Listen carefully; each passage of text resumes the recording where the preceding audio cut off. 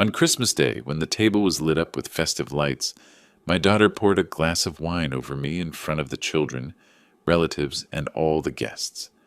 Her rage erupted amid toasts to the family, shattering the illusion of a happy holiday. But the shock that flashed across her face when I permanently removed her from my will was only the beginning. I had no intention of stopping. It was already too late. Before we continue, please subscribe to the channel and let us know where you are listening in the comments.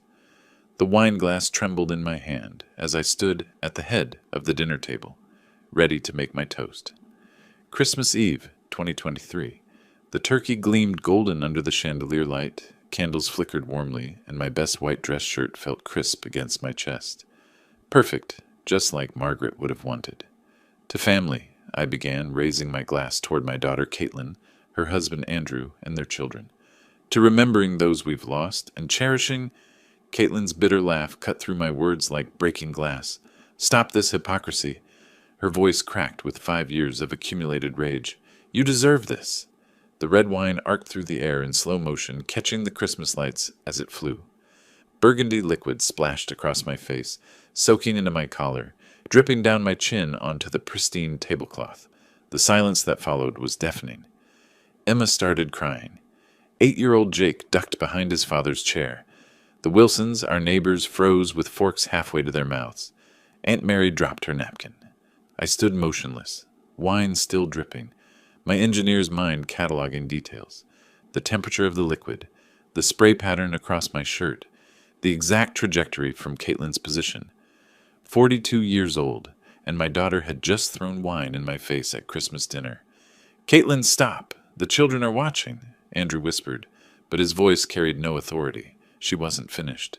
Rising from her chair, Caitlin's face twisted with resentment that had been festering since Margaret's funeral. 5 years, Dad. 5 years I've begged for help with credit cards, and you buy them cheap plastic toys from the dollar store. The Wilsons began gathering their coats with awkward efficiency. We should probably, Mrs. Wilson mumbled, not meeting anyone's eyes. Those aren't cheap toys, I said quietly, wiping wine from my chin. I chose each one carefully. Carefully cheap? Caitlin's voice rose higher. While you sit in this big house, hoarding Mom's life insurance money, your grandchildren get garbage. Aunt Mary attempted damage control.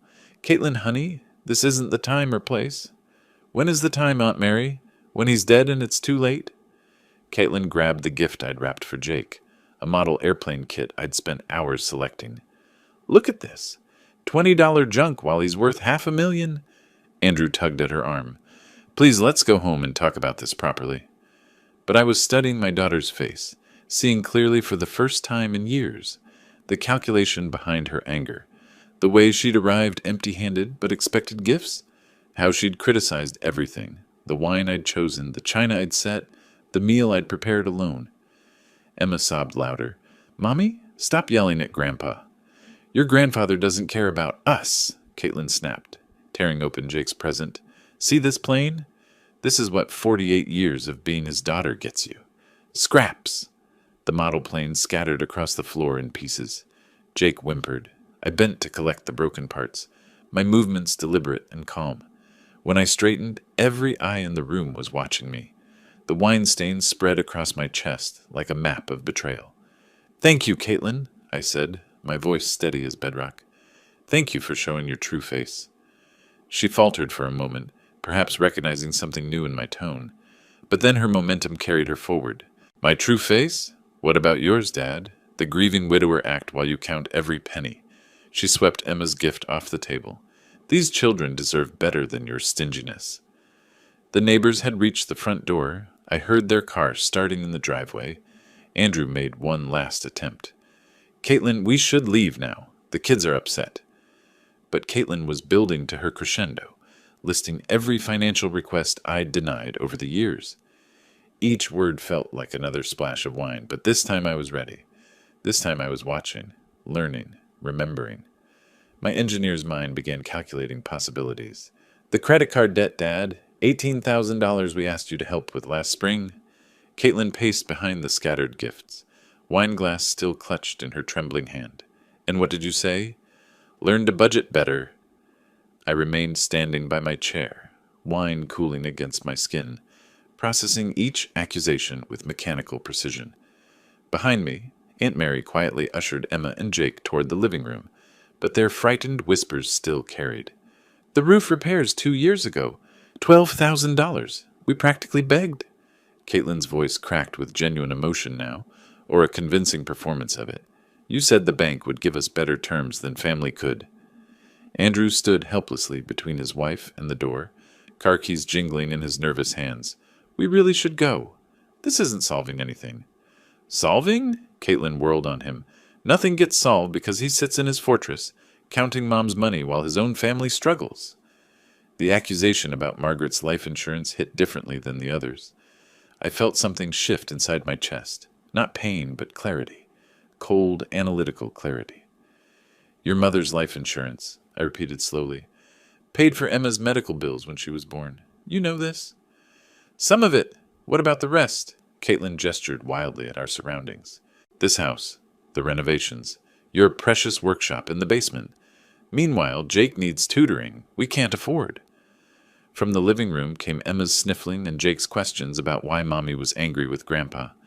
Aunt Mary's gentle responses couldn't mask their confusion. I moved to the fireplace, stepping over scattered wrapping paper, wine stains marking my path across the carpet. Each step felt measured, deliberate. "The tutoring you mentioned in October?" "Yes. And you said—" "I said I'd pay for it directly. I called 3 services and left messages with your school counselor. You never followed up." Caitlin's momentum faltered. "That's not— We were waiting for the right program." Andrew cleared his throat. "Maybe we were looking at other options first." "Other options?" I turned from the fireplace, and something in my expression made both of them step back. "Or other sources of money?" The room grew quiet, except for the grandfather clock's steady tick and the children's whispers. Aunt Mary appeared in the doorway, coat already on, Jake's hand in hers. "Paul, I'm taking the children home with me tonight," she announced firmly. "This isn't appropriate for them to witness." "Aunt Mary, don't—" Caitlin started. "No." Mary's voice carried authority that surprised everyone. "You've embarrassed yourself and traumatized these babies enough. Emma, sweetie, get your coat." As my great-niece helped the children gather their things, I watched Caitlin's face cycle through emotions. Anger, frustration, and something that might have been shame. But not remorse. Never remorse. "Fine." Caitlin slammed her wine glass on the mantel. "Take them. Let Grandpa explain why Christmas was ruined." "Christmas was ruined," I said quietly, "the moment you chose cruelty over gratitude." Andrew jingled his keys more frantically. "Caitlin, please. Let's just go home and cool off."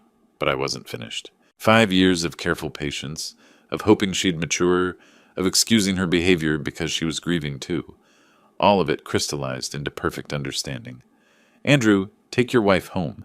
I met his eyes directly. "And don't bring her back." "Dad!" Caitlin's voice pitched higher. "You can't just—" "I can. I am." I straightened to my full height, wine-stained but unmoved. "You are no longer welcome in this house. You are no longer my daughter." The silence that followed felt different from before. Final. Caitlin stared at me, mouth opening and closing wordlessly. Andrew grabbed her arm, already moving toward the door. "You'll regret this," she whispered, and then louder. "You'll die alone in this house, counting your money, and no one will care." The front door slammed hard enough to rattle the windows. Car doors banged shut. Tires squealed against the driveway pavement. I stood alone in my ruined dining room, surrounded by scattered gifts and broken dreams, wine still dripping steadily onto Margaret's good carpet. The grandfather clock chimed 9 o'clock. The echo of Caitlin's departure hung in the air like smoke. I surveyed the wreckage methodically. Overturned wine glasses, torn wrapping paper, the model airplane scattered in pieces by the hearth. Christmas dinner sat cooling on the table, untouched plates beside demolished place settings. I walked through each room with deliberate steps, documenting the destruction. In the living room, cushions lay askew where Jake had hidden behind chairs. The kitchen counter bore wine splashes that had somehow traveled 15 feet from the dining room. Even the hallway walls showed burgundy spots. My engineer's training kicked in automatically. Assess the damage, gather evidence, formulate a plan. From my shirt pocket, I retrieved my phone and began photographing everything. The wine stain across my dress shirt, the broken gifts, the disrupted table setting, each image time-stamped and precise. I narrated as I worked, recording voice memos with clinical detachment. December 24th, 9:15 p.m. Subject threw approximately 4 ounces of red wine across a distance of 8 feet, demonstrating clear intent and premeditation. My voice sounded strange in the empty house. Destruction of gifts intended for minors. Public humiliation in presence of neighbors and extended family. In my study, I opened the wall, safe behind Margaret's portrait. Inside, insurance documents.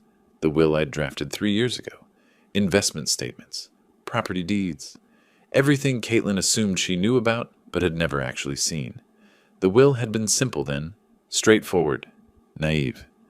I spread the documents across my mahogany desk, turning on the banker's lamp that had belonged to my father.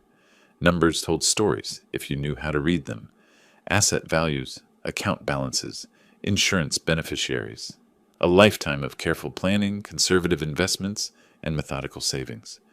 Margaret's life insurance had indeed been substantial, but Caitlin's accusations about hoarding were categorically false. I pulled up my banking app, scrolling through 5 years of transactions. Emma's medical bills, paid in full. Jake's daycare costs, covered for 2 years. The roof repair Caitlin mentioned, I'd transferred $12,000 to their account in March 2022. My phone buzzed, text message from Caitlin. Dad, I'm sorry about tonight, but you really hurt us by saying I'm not your daughter anymore. Can we talk tomorrow? No apology for the wine, no acknowledgement of the children's trauma, no mention of the destroyed gifts or humiliated neighbors, just manipulation disguised as reconciliation. I screenshotted the message and added it to my evidence folder. Another text. Andrew says I should have handled it differently, but you know I'm under a lot of stress with money problems. Please don't stay mad. Still no genuine remorse. The pattern was clear now, documented and undeniable. I dialed my lawyer's office, knowing I'd reach voicemail after business hours on Christmas Eve. Mark, this is Paul Carter. I need an urgent appointment as soon as possible after Christmas.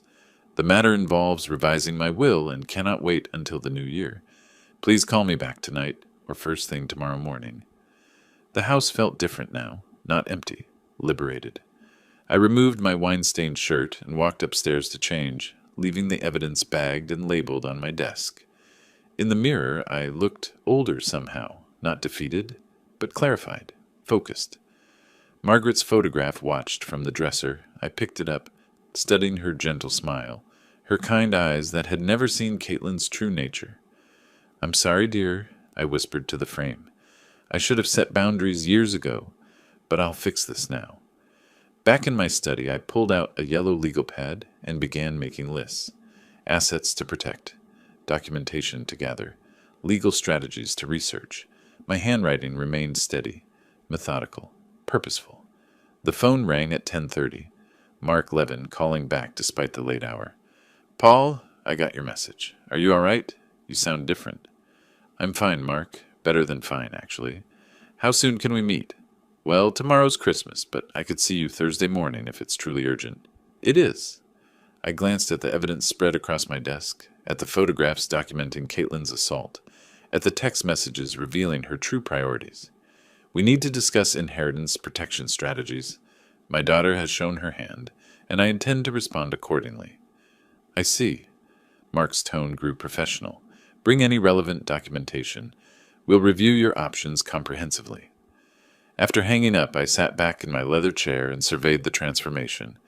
6 hours ago, I'd been a lonely widower, hoping for family reconciliation.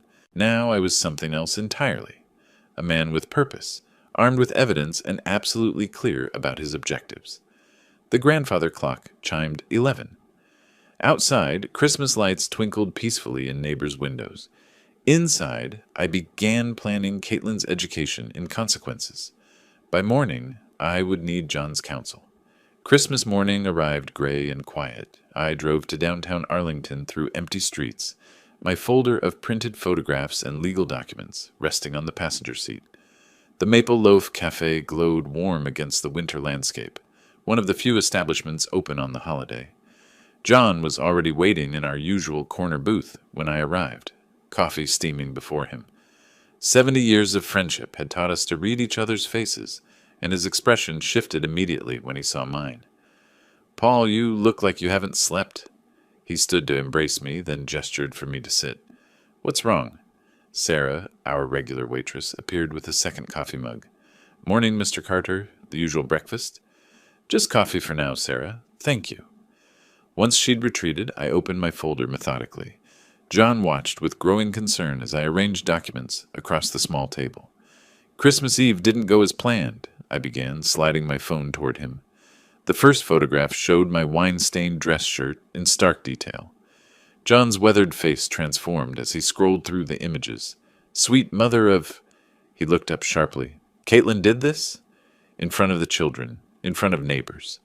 My voice remained steady, but John knew me well enough to hear the fury beneath. "She threw wine directly in my face during my Christmas toast." 48 years of friendship, Paul, and I've never seen you this coldly determined." John set the phone down carefully. "Tell me everything." I recounted the evening systematically. The build-up, the explosion, the accusations, the aftermath. John listened without interruption, his jaw tightening with each detail. Sarah returned to refill our cups, catching fragments. Destroyed the children's gifts, and no genuine apology afterward. She lingered longer than necessary, clearly absorbed in our conversation. When I finished, John leaned back against the booth's worn leather. "What's your next move?" From my jacket, I produced a green marker and withdrew my current will. John watched in fascination as I methodically crossed out every mention of Caitlin Smith in the beneficiary sections. "I meet with my lawyer tomorrow," I explained, continuing to mark through her name. "Complete disinheritance." "What about Emma and Jake? They're innocents in this mess." "I'll establish a separate trust fund for them, accessible at 25 with behavioral conditions attached."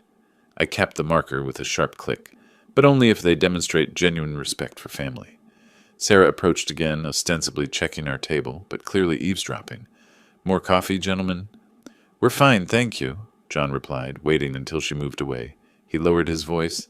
"You'll need an executor you can trust completely." "I was hoping you'd accept that responsibility." John reached across the table, squeezing my shoulder with surprising strength. "Of course I will. It's about time someone taught that girl consequences."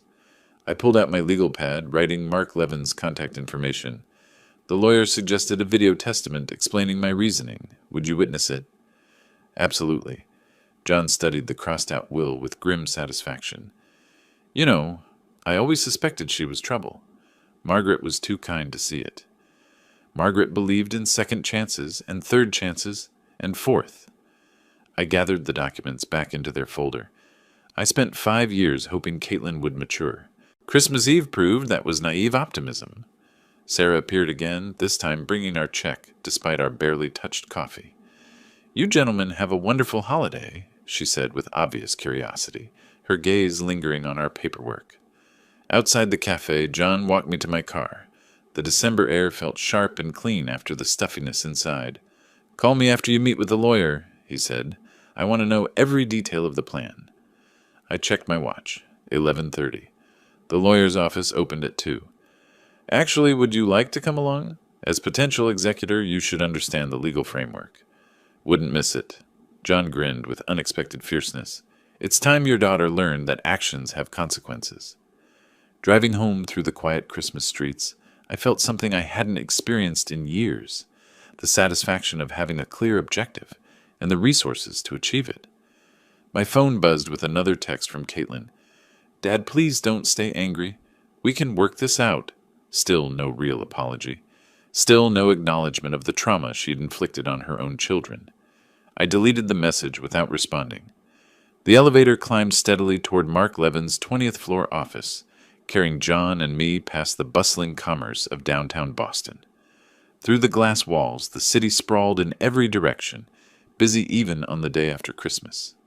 Mark's secretary, Linda, greeted us with professional warmth, despite the holiday scheduling. "Mr. Carter, Mr. Miller, please go right in. Mr. Levin is reviewing your preliminary documents now." Mark stood behind his mahogany conference table, my folder of evidence spread before him like case exhibits. At 55, he possessed the careful precision of someone who'd handled too many family disputes. "Paul, I've examined your photographs and timeline." He gestured toward chairs facing the document array. "This level of documentation is impressive for someone without legal training." "Engineering habits?" I replied, settling across from him. "When something breaks, you analyze the failure systematically."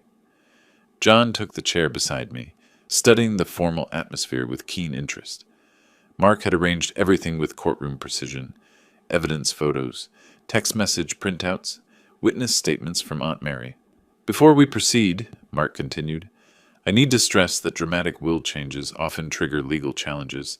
Your daughter could claim undue influence, mental incompetence, or emotional coercion."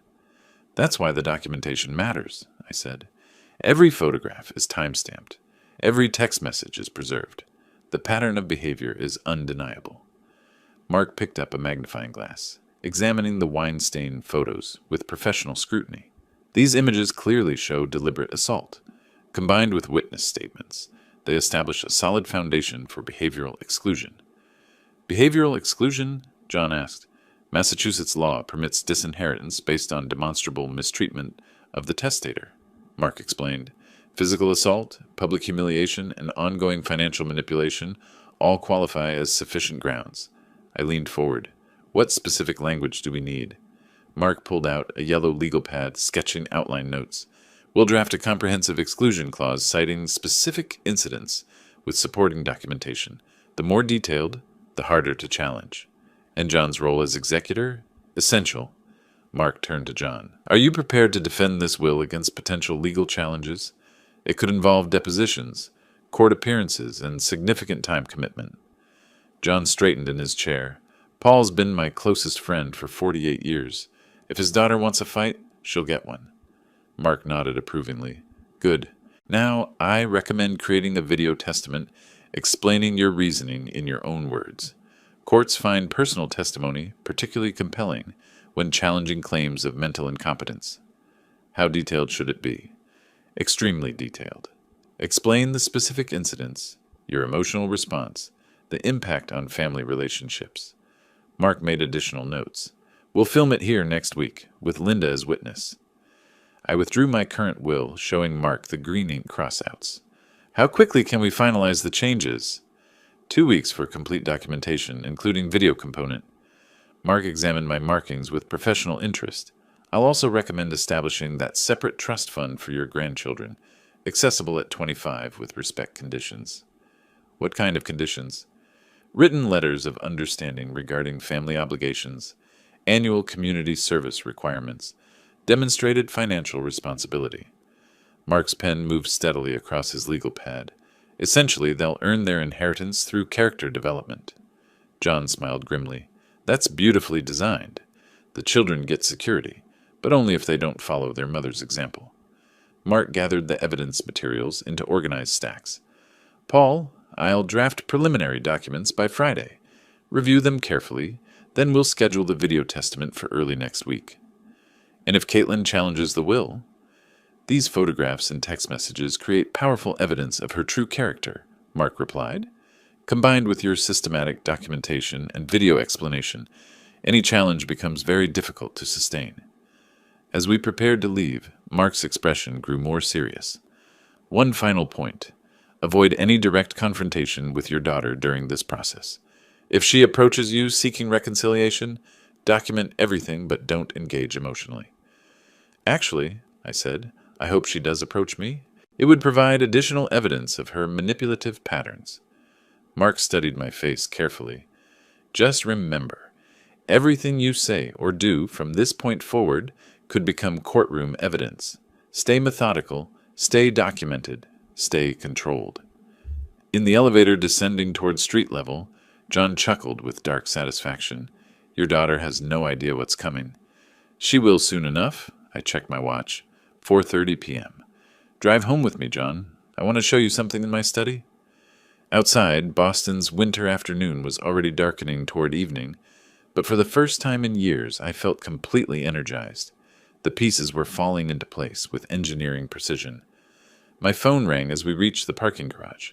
Caitlin's number. I showed John the display, then answered with deliberate calm. Hello, Caitlin. Dad, I'm so glad you answered. Andrew and I have been talking, and we really think we should meet in person to work things out properly. Perfect. Absolutely perfect. That might be possible, I replied, catching John's knowing look. When were you thinking? Could we come by tomorrow evening? Maybe around 6? I want to explain everything properly, without all the holiday stress. 6 o'clock tomorrow works fine. I ended the call and turned to John with calculated satisfaction. She's coming directly into the trap. Recording device? Already prepared. I felt the weight of strategic advantage settling around me like armor. By tomorrow night, I'll have everything I need to make her disinheritance absolutely unassailable. The morning after New Year's Day found me in my study, replaying Caitlin's recorded apology for the third time. Her emphasis on financial security for the grandchildren had been too deliberate, too calculated. Something nagged at my engineer's mind, a pattern I couldn't quite identify. I pulled up my online banking, methodically reviewing recent transactions, normal pension deposits, utility payments, grocery purchases, but buried in December's statements, I noticed something odd. Login notifications from devices I didn't recognize, at times when I'd been sleeping. John, it's Paul. I dialed my friend's number while staring at the suspicious activity. Can you meet me at First National this morning? I need to check something and I'd prefer a witness. Of course. What's wrong? Maybe nothing. Maybe everything. I'll explain when you get here. An hour later, we sat across from Robert Mason, the branch manager who'd handled my accounts for 15 years. His usually cheerful demeanor grew serious as he pulled up my financial records. Paul, I need to show you something that's been concerning me. Robert turned his monitor toward us. This credit line was established with your personal guarantee 2 years ago. I stared at the document displayed on his screen.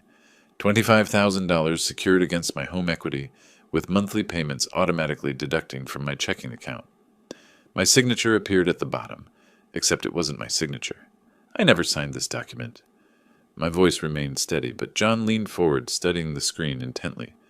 Robert pulled out a magnifying glass, comparing the signature to my actual signature on file. You're absolutely right.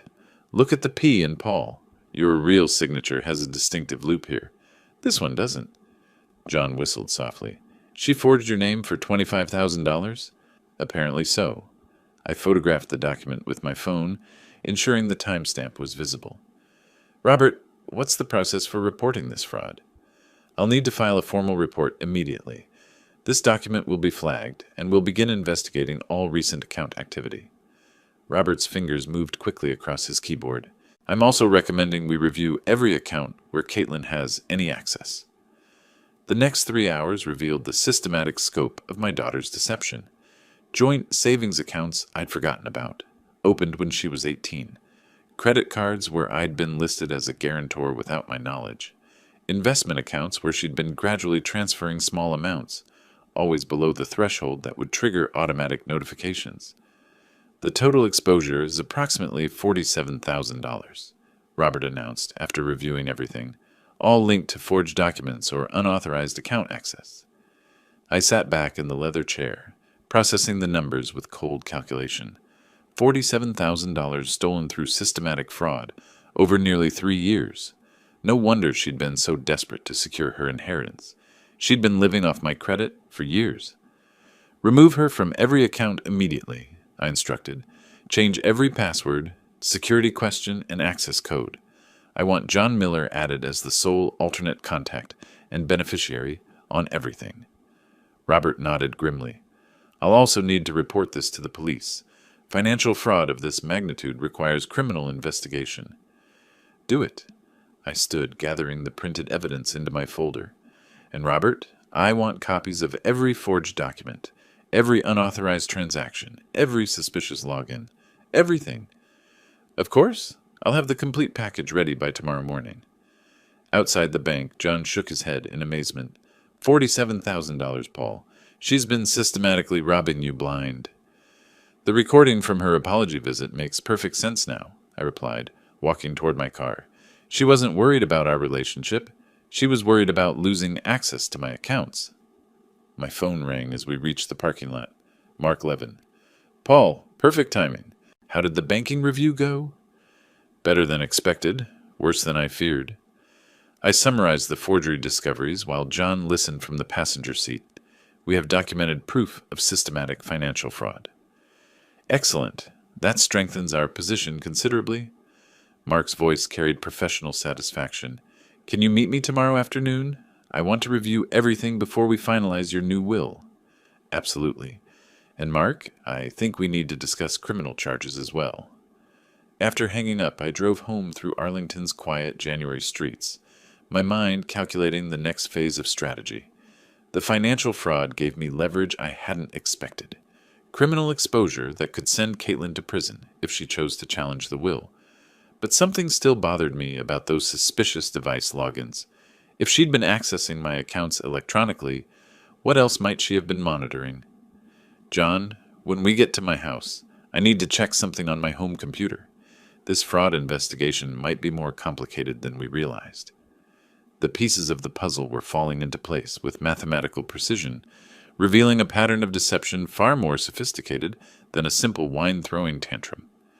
That evening, after John had left to process the day's shocking revelations, I sat in my home office staring at suspicious email notifications. Logan alerts from locations I'd never visited. At times I'd been asleep. The financial fraud was just the beginning. Someone had been systematically monitoring my digital life. I called Alex Reed, the IT security specialist Mark had recommended for exactly these situations. Alex, this is Paul Carter. Mark Levin gave me your number. I need someone to examine my home network immediately. What type of security concerns are you experiencing, Mr. Carter? Unauthorized access to my financial accounts, suspicious login activity, and possibly more.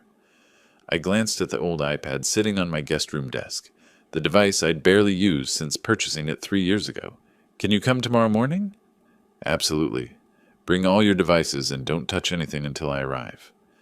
Alex proved to be a methodical professional in his 30s, arriving with a briefcase full of diagnostic equipment. Within an hour, his laptop displayed a network map showing every device connected to my home Wi-Fi, including several I didn't recognize. Mr. Carter, someone has been systematically accessing your network from multiple devices over the past 2 years. Alex pointed to his screen, highlighting unauthorized connections. They've logged into your banking apps, email accounts, and even your medical records portal. From where? Let me trace the device signatures. His fingers flew across the keyboard. This is interesting. Most of the access is coming from a device physically located in your house. My blood chilled. Show me. Alex led me to the guest room, straight to the iPad I'd forgotten about. He powered it on, revealing a screen filled with my personal applications. Banking, email, insurance, investment accounts. All logged in, all accessible, all monitored. Someone configured this device to mirror your accounts and maintain constant access. Alex scrolled through the activity logs. They've been watching your financial activity, reading your emails, even monitoring your medical appointments. This iPad has been in my guest room for 3 years. Caitlin always stayed here when she visited. Then she's had complete surveillance capability over your private life. Alex began taking screenshots of the evidence. But there's more. Look at this. He opened the messaging app, revealing a conversation thread between Caitlin and Andrew that made my chest tighten with betrayal and fury. Caitlin, still waiting for the old man to kick the bucket? How much longer? Andrew, he's 68 with heart problems. Can't be much longer. Caitlin, I've been monitoring his accounts. Still spending money like he'll live forever. Andrew, at least we know exactly what we'll inherit when the time comes. Caitlin, if he doesn't change his will first, that's why I need to stay in his good graces. Alex watched my face as I read their casual discussion of my mortality. There are dozens more messages like this spanning 2 years. Should I document everything? Yes. Screenshot every message, every login, every unauthorized access. My voice sounded strangely calm, even to my own ears. I want a complete digital forensics report. For the next 3 hours, Alex systematically documented the scope of Caitlin's surveillance. Banking transactions monitored in real time. Emails read before I saw them. Medical records accessed to track my health status. Even my lawyer consultations with Mark had been observed through my calendar app. She knows about your will changes, Alex noted, reviewing recent activity. Your appointment confirmations with Mark Levin were all accessed from this device. Then she's preparing for a legal challenge. I sat heavily in my desk chair, processing the implications. She's been playing a much longer game than I realized. Alex finished compiling his evidence report, over 200 screenshots, access logs, and digital fingerprints, proving systematic invasion of privacy. Mr. Carter, this is criminal stalking and identity theft. You need to press charges. I intend to. I gathered the printed evidence into my growing folder of documentation. But first, I need to create something that will protect my intentions if she tries to challenge them legally. A video will? Exactly. If Caitlin is watching my digital activity, she'll see me creating it. Let her know that I'm completely aware of her deception. That evening, I set up my laptop camera and recorded a detailed video explanation of my decision to disinherit Caitlin completely. I spoke directly to the lens, methodically presenting each piece of evidence: the wine-throwing assault, the forged financial documents, the surveillance, the callous messages about waiting for my death. If someone is watching this video, it means Caitlin has challenged my will posthumously, I concluded. Every decision I've made has been deliberate, documented, and legally sound. She has shown her true character repeatedly, and I've responded accordingly. After uploading the video to secure cloud storage and sending copies to Mark, I called Alex back to implement comprehensive digital security measures. From now on, all my devices require two-factor authentication, encrypted communications, and regular security audits, I instructed. I want my digital life completely protected from further surveillance. As Alex finished securing my network, I felt the satisfaction of closing another avenue of Caitlin's deception. She'd been watching me for years, waiting for me to die naturally while systematically stealing from me financially. Now she would discover that her surveillance had provided me with the evidence needed to ensure she received exactly what she deserved: nothing. My phone buzzed with a text from Mark. Restraining order paperwork ready. Can you meet at courthouse Thursday morning? Perfect timing. The legal protection phase could begin. February afternoon, sunlight streamed through my study window as I sorted through thank you letters from people who'd attended my elder abuse prevention talks. The community response had been overwhelming. Dozens of seniors sharing their own stories, requesting guidance, expressing gratitude for my advocacy work. Car doors slammed outside with unusual violence. Through the window, I watched Caitlin emerge from her SUV, her face twisted with desperate fury. She yanked something from her trunk, a handmade poster board sign crudely lettered in red marker. My phone was already in my hand, recording, as she positioned herself on the sidewalk, directly in front of my house. The sign read, "My father betrayed his family." "People, look!" Caitlin's voice cracked as she shouted toward neighboring houses. "This man cut off his own grandchildren from their inheritance. Paul Carter is a heartless father." Curtains moved in windows. Front doors opened cautiously. Mrs. Wilson appeared on her porch, phone already recording. Other neighbors emerge, drawn by the commotion but maintaining careful distance. I remained inside, methodically filming through the window while dialing the police. "This is Paul Carter at 247 Maple Street. My daughter is violating her restraining order by approaching my property." "Officers are en route, Mr. Carter. Stay inside and document everything." Caitlin paced the sidewalk like a caged animal, holding her sign high for maximum visibility. "He has $500,000, and he won't give his grandchildren a penny. What kind of grandfather abandons innocent children?" "Caitlin Smith," Mrs. Wilson called from her porch, "we read about you in the newspaper. The financial fraud charges?" "Lies!" Caitlin whirled toward her. "He's manipulating the media. I made one mistake at Christmas, and now he's destroyed our whole family." More neighbors gathered, smartphones capturing everything. The Wilsons' teenage son live-streamed on social media. By now, dozens of people were witnessing Caitlin's public meltdown in real time. 2 Arlington police cruisers arrived with lights flashing but no sirens, a measured response that suggested they'd dealt with domestic situations before. Officers approached Caitlin with professional calm, while I met them at my front door with a copy of the restraining order. "Here's the legal documentation," I told Officer Martinez, handing him the paperwork. "She's prohibited from approaching within 500 feet. "Ma'am, you need to step away from this property immediately," Officer Martinez called to Caitlin. "This is my father," she screamed, brandishing her sign like a weapon. "I have a right to see my own father." "Actually, you don't." Officer Martinez approached her steadily. "You're in violation of a legal restraining order. Put the sign down and place your hands behind your back." "This is insane." "Dad, stop this madness. I'm your daughter." I stepped onto my front porch, maintaining the safe distance required by law, and met her eyes directly. "My daughter died that night. She threw wine in my face. You're just someone who happens to share my DNA." The handcuffs clicked shut around Caitlin's wrists. Her sign fell to the pavement, crumpled and forgotten. As officers guided her toward the patrol car, she twisted around for one final appeal. "Dad, please, think about Emma and Jake. They love their grandfather." "Emma and Jake will have education funds when they turn 25, I replied calmly. "If they learn to show respect and gratitude, qualities their mother never possessed." The police car pulled away, carrying Caitlin toward processing and booking. Neighbors began dispersing, but several approached me with expressions of support rather than curiosity. "Paul, we saw your interview in the Herald," Mrs. Wilson said, walking up my driveway. "That poor woman doesn't realize how much damage she's done to her own case." "It's sad, really," I replied, watching the patrol car disappear around the corner. "But some people never learn that actions have consequences." As the crowd dispersed, I returned to my study and reviewed the phone footage I'd captured. 47 minutes of Caitlin violating her restraining order, making public accusations, and demonstrating exactly the kind of unstable behavior that had led to her legal troubles in the first place. Mark would be very interested in this latest evidence. The court date was approaching, and Caitlin had just provided the final piece of documentation needed to ensure my victory was complete and permanent. My phone buzzed with a text from an unknown number. "Dad, they're saying I'll face criminal charges now. Can we please talk before this gets worse?"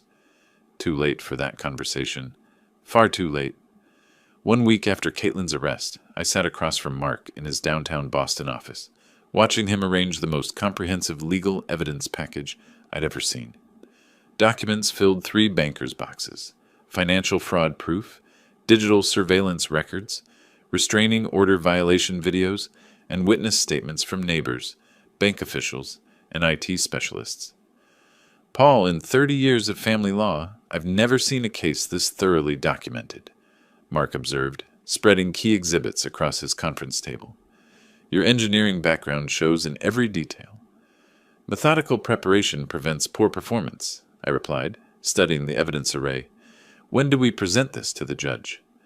"Both hearings are scheduled for next week. The criminal case for restraining order violation and the civil challenge to your will. Judge Thompson will review everything comprehensively." The courthouse corridors buzzed with activity as we arrived for the combined hearings. Mark wheeled 2 suitcases of evidence while I carried my video testimony equipment. Local media had gathered, attracted by the elder abuse angle that had made my stories regionally significant. Inside the courtroom, Caitlin sat beside her court-appointed attorney, looking diminished and desperate. She avoided eye contact, staring instead at the table where her lawyer shuffled through a pitifully thin file of defensive arguments. "Your Honor," Mark began his presentation, "we have systematic evidence of elder abuse, spanning multiple years, escalating from emotional manipulation to financial fraud to invasion of privacy." Judge Thompson, a stern woman in her 60s, examined the first exhibit, enlarged photographs of forged signatures alongside my authentic ones. "The handwriting analysis is quite clear. These signatures don't match." "Correct, Your Honor. Bank security footage shows the defendant obtaining credit using fraudulent documents, resulting in $47,000 in unauthorized debt against my client's assets." The digital evidence proved even more damaging. Alex Reed testified via video link, explaining how Caitlin had maintained systematic surveillance of my private accounts, email, and medical records for over 2 years. "She accessed his banking applications daily," Alex reported, his technical expertise lending credibility to every statement. "We recovered private messages where she discussed waiting for his natural death while monitoring his financial activity.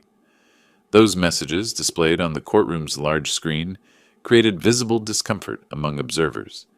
Caitlin's casual discussion of my mortality, her impatience with my continued health, her cynical calculations about inheritance timing, all preserved in damning detail.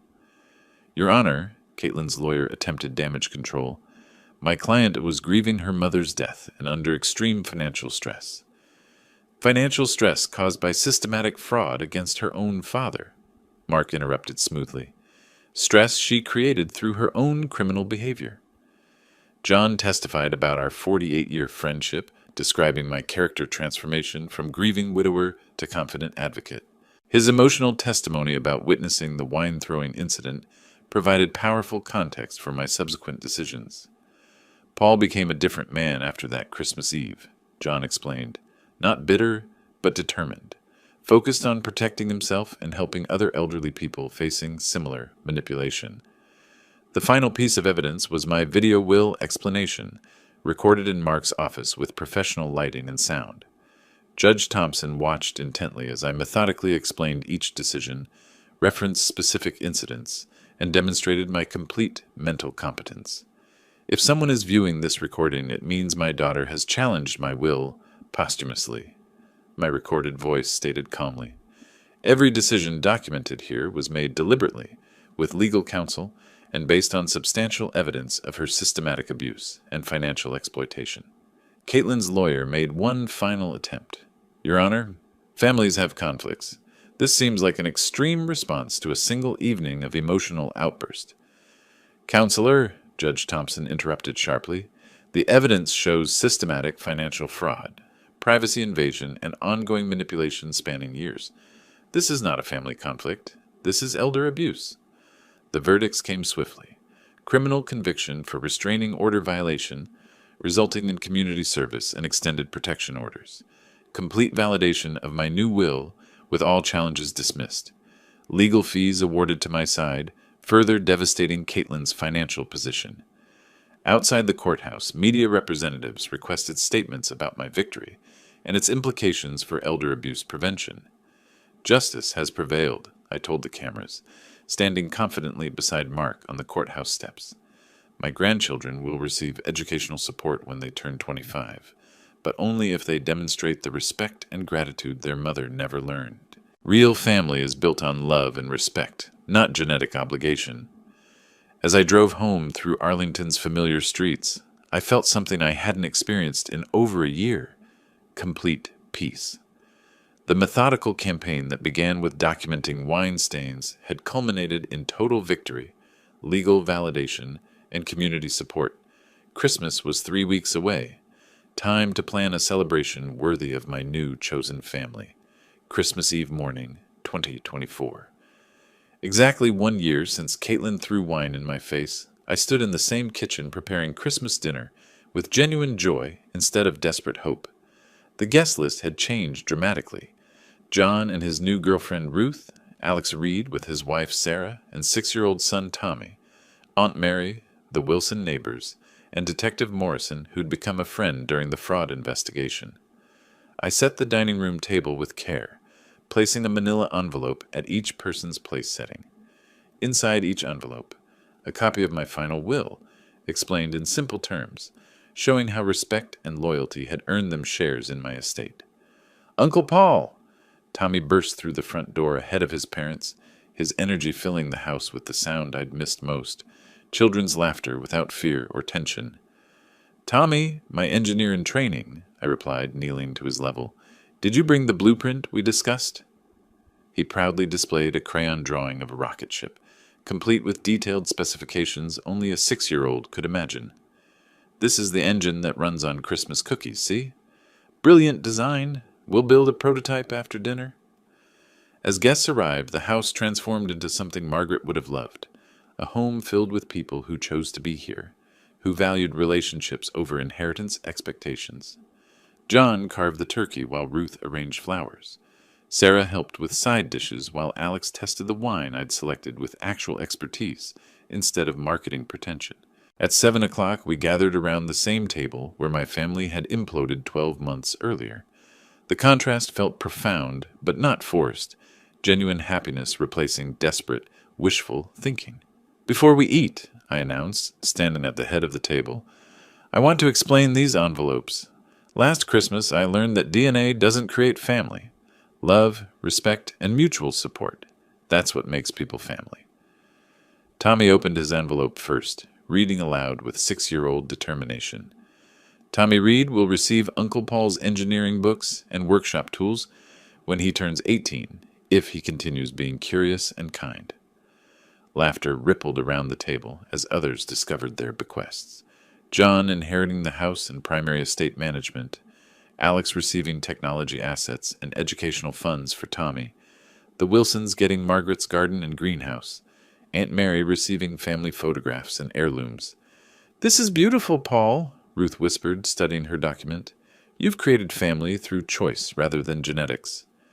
"Margaret always said families grow through love, not just biology," I replied, raising my wine glass in the same spot where Caitlin's assault had begun this journey. "To real family, the people who choose to love us for who we are, not what we can provide." 8 glasses rose in unanimous toast. Tommy clinked his apple juice against my wine with ceremonial seriousness. During dinner, conversation flowed naturally between updates on the elder abuse support group I'd started, Tommy's school projects, John and Ruth's travel plans, and Alex's latest security consulting success. No one mentioned Caitlin or the legal battles. That chapter had closed completely. After dessert, while Sarah and Ruth organized leftover distribution and John helped Tommy design rocket modifications, I stepped outside into the crisp December night. Stars shone clearly above Arlington, and Christmas lights twinkled in neighbors' windows like earthbound constellations. The transformation felt complete, but not finished, an ending that was simultaneously a beginning. 1 year ago, wine had dried on my shirt while I planned methodical revenge. Tonight, laughter echoed from my dining room while people I truly loved celebrated together. Margaret's presence felt strong in the winter air, not as memory but as approval. I'd learned her most important lesson. Real families are built through daily choices to love, respect, and support each other. Blood might provide the starting point, but character determines the destination. Tommy's voice called from inside. "Uncle Paul, come see our rocket. It's got cookie fuel and everything." I smiled up at the stars one final time, then returned to my house, my home, where my chosen family waited with engineering blueprints drawn in crayon and hearts full of the only inheritance that truly mattered, love freely given and gratefully received. The grandfather clock chimed 9, marking not an ending, but a new beginning filled with possibilities as endless as Tommy's imagination and as solid as the friendship that had sustained me through the darkest year of my life. Real family had found me at last. If you like this story, please like this video, subscribe to the channel, and share your impressions.